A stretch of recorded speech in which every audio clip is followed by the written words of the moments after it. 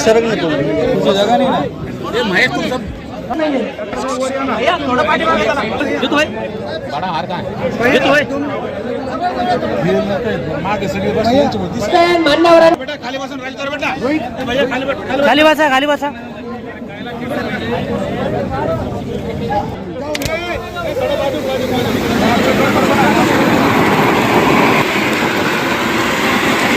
सर्वांनी एकदा जोरदार टाळ्या झाल्या पाहिजे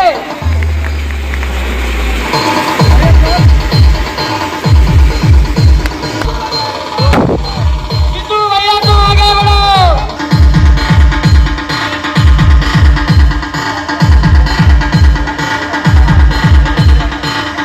जितू भैया मित्र परिवारातर्फे साहेबांचा सत्कार त्या मित्र परिवाराला सर्वांना अशी विनंती आहे की त्यांनी स्टेजच्या खाली जायचं आहे स्टेजवर गर्दी होत आहे या ठिकाणी पैठण सर्वांनी करासाठी समोर हे सत्कार हे कार्यक्रम पूर्ण जितूभाई यांच्या वाढदिवसानिमित्त लंके साहेब आपल्या पैठण शहरात आले आणि पैठण शहरात आल्यानंतर जितूभाईने असं ठरवलं की मी आज कुठलाही केक संत एकनाथ महाराज संत असे लंके साहेब पैठण शहरामध्ये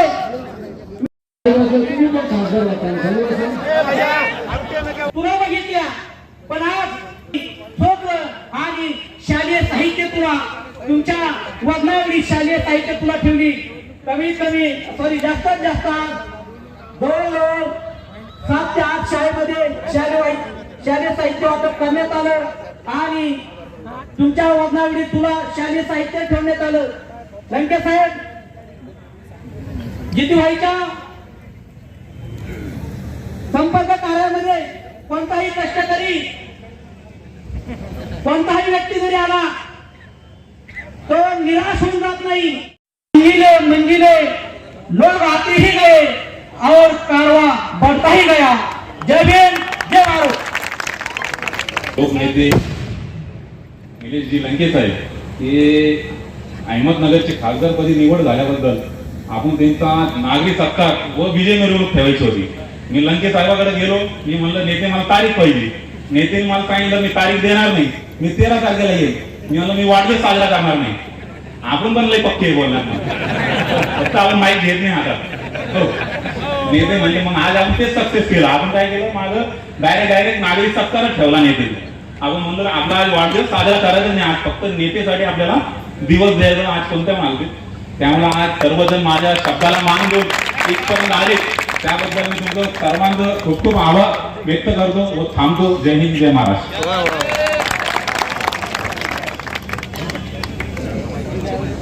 ज्या ठिकाणी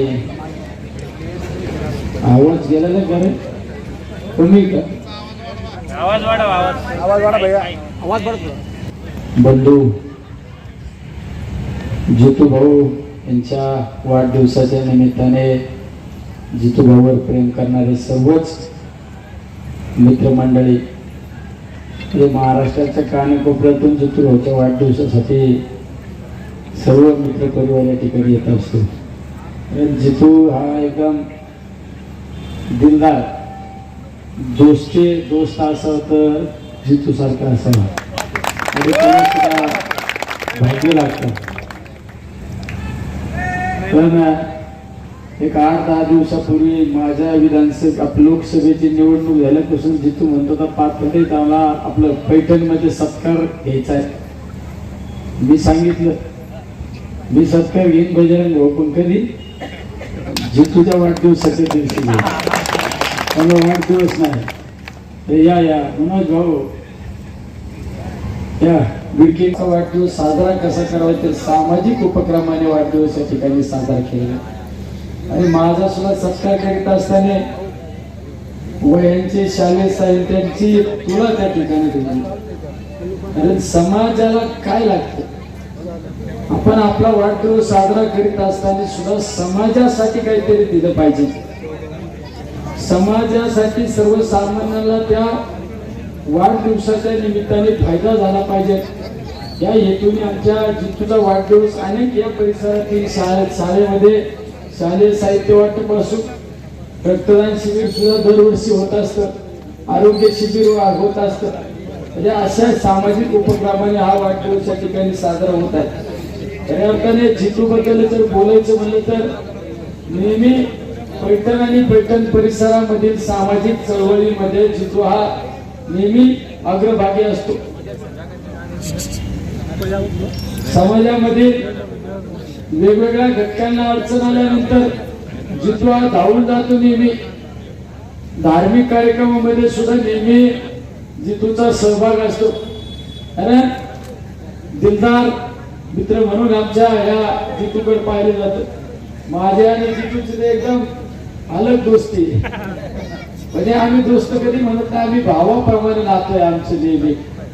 माझ्या लोकसभेच्या निवडणुकीत तर जितू स्वतः उमेदवार असल्यासारखं इतकी निवडणुकीमध्ये माझ्या मतदारसंघामध्ये इतकी निवडणूक विजून झाली. सरकारी म्हणजे ते 2 महिने दिसलाच नाही म्हणलं.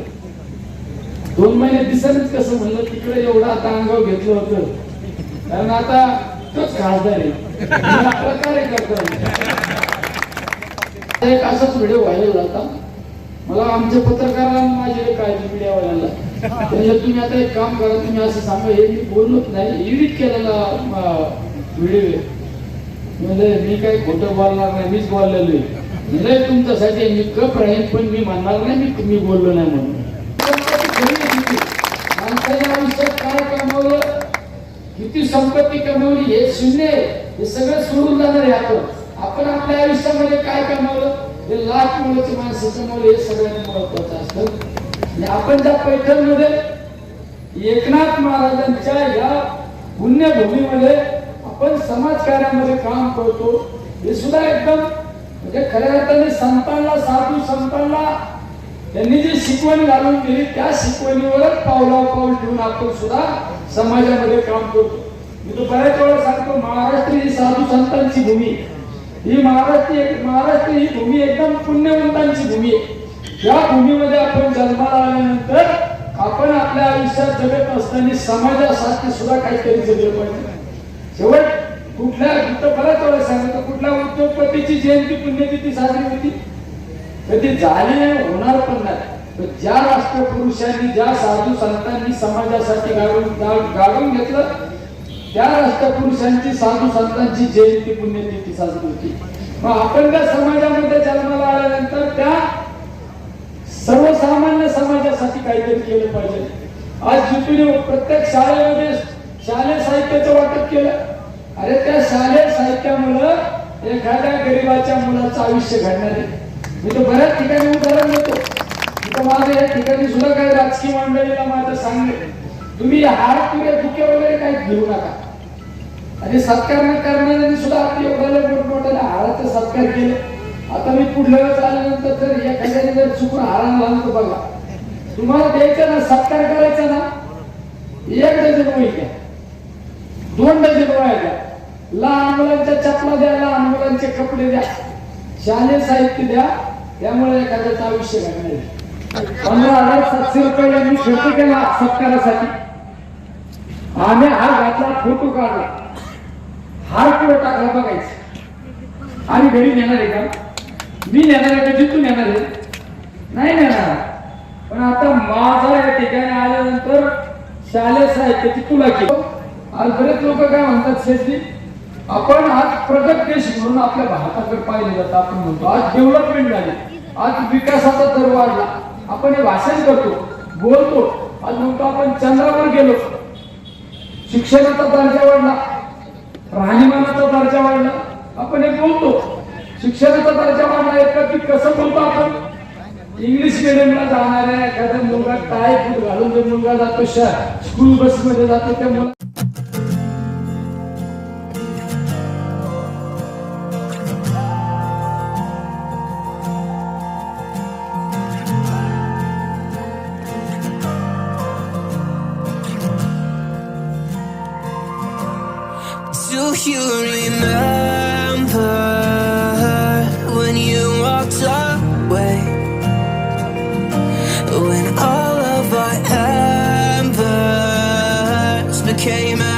shades of grey.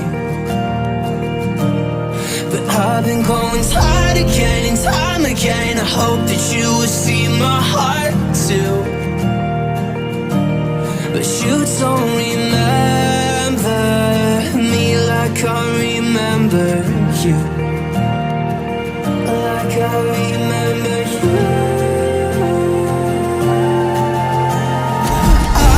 I've been searching for the right time, but there's never a right time, only a wrong time. And I wish I could just be honest. I don't wanna say goodbye. And if I can't fix this, I hope you believe that I tried.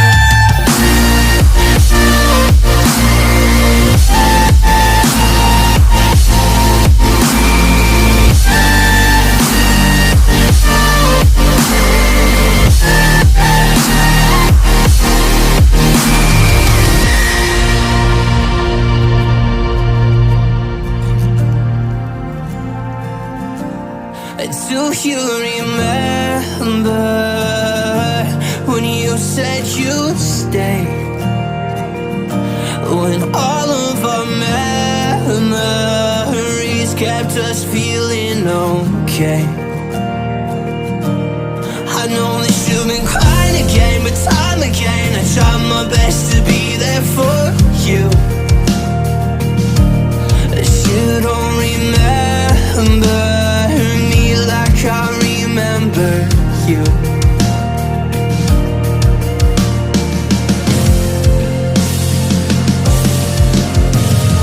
I've been searching for the right time, but there's never a right time, only a wrong time.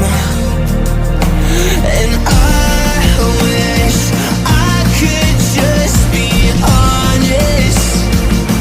I don't wanna say goodbye. If I can't fix this, I hope you believe